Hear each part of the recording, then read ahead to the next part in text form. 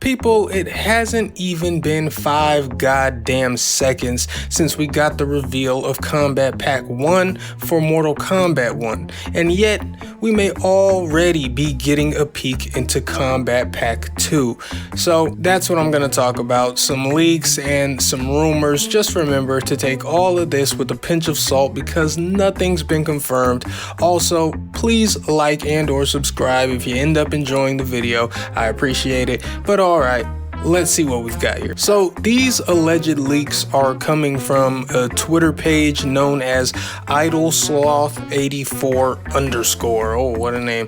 This is not an account I'm familiar with or can even remember hearing about, but I don't particularly tend to remember the people leaking things. I more so pay attention to the leaks themselves. Regardless, IdleSloth is not the informant we seek anyway, because they claim that they're relaying information given to them by a leaker who, quote, hit the vast majority of Mortal Kombat reboot leaks, end quote. They obviously don't say who that person is, but they also don't tell us what exactly they got right. I suppose we're supposed to assume that the leaker got everything right in the past, but the thing is, Mortal Kombat 1 being called Mortal Kombat 1 and rebooting the universe leaked literally like a day before the official reveal. It's hardly an impressive scoop. And the Kombat Pack 1 leak came via a fuck up at Amazon with them listing the product details far earlier than intended. So what impressive things did this leaker get right ahead of time?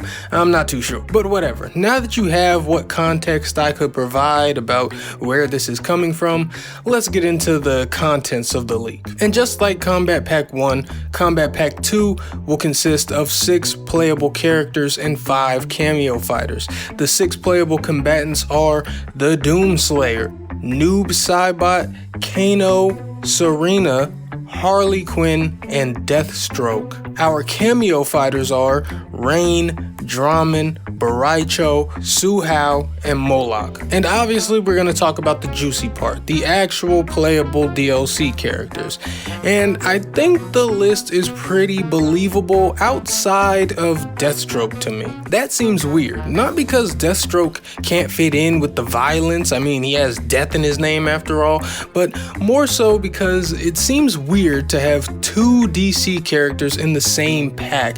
And if this were true, that would mean 3 DC characters would be in this one Mortal Kombat game, since we already have Peacemaker on the way. That seems fishy and unlikely. Then there's just the choice of it being Deathstroke. My immediate reaction is kinda, why Deathstroke? You know, like, I feel like Lobo or something would be better. He'd probably also be aesthetically more interesting on the roster. I don't know, it just feels funny to me. Maybe this is true. If it is, I'm just gonna be so desperate to understand the logic behind the choice, although it could end up being as simple as they just like Deathstroke, you know? Anyway, like I said, the rest of this seems pretty believable. Harley Quinn is obviously one of DC's more popular characters and is no stranger to violence, and having her in this game after the Joker was in MK11 is kind of like when they had Jason Voorhees in MKX after Freddy Krueger in MK9. So I can see NetherRealm wanting to do this. I do wonder who they'd use for the voice though. Would they just use Tara Strong again, who's voiced Harley in a lot of shit and in the Injustice games, or possibly go with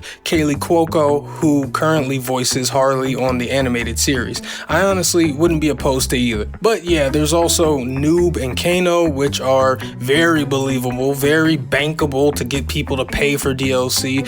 Those just make sense. Then there's Serena, who would join Lee May in making her first playable appearance in the new NetherRealm era. I think this would be a good choice, and with rumors of characters like Natara and Havoc returning, seeing Serena come back would also make sense. And lastly, we have the Doomslayer. This is actually one of the characters I want in Mortal Kombat really bad, and I think it has a good chance of happening. It just makes way too much sense, but that's also why I think it would be good on a fake leak, because it does make so much sense and it has that built-in believability. But yeah, I think this would be a good roster of characters if true. Even if I feel the inclusion of Deathstroke Deathstroke is a little off. But like I said, approach these leaks with skepticism. This definitely feels like one of the flimsier rumors, but you never know. Now, as for the cameo characters, not really much to say. I mean, they're cameos, you know, cool to see, cool to have, but they aren't the thing to get hyped for. Draman, Baraicho, Suhao, and Moloch,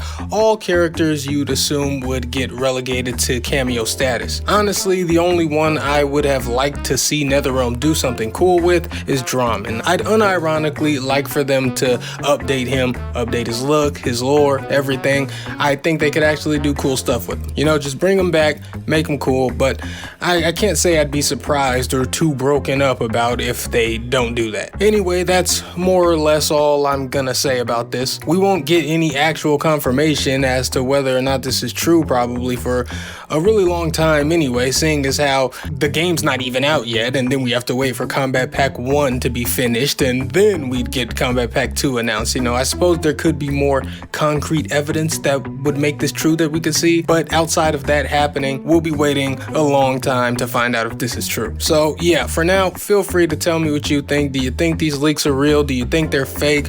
Are you disappointed with this possible Kombat Pack? You know, what changes would you make? All that kind of stuff. Let me know. And remember to like and even possibly subscribe if you enjoyed the video. Thanks a lot for watching. Until next time, I am Waifu Belector. I am just a normal guy. I like hentai, and I wouldn't have chosen Deathstroke. Goodbye.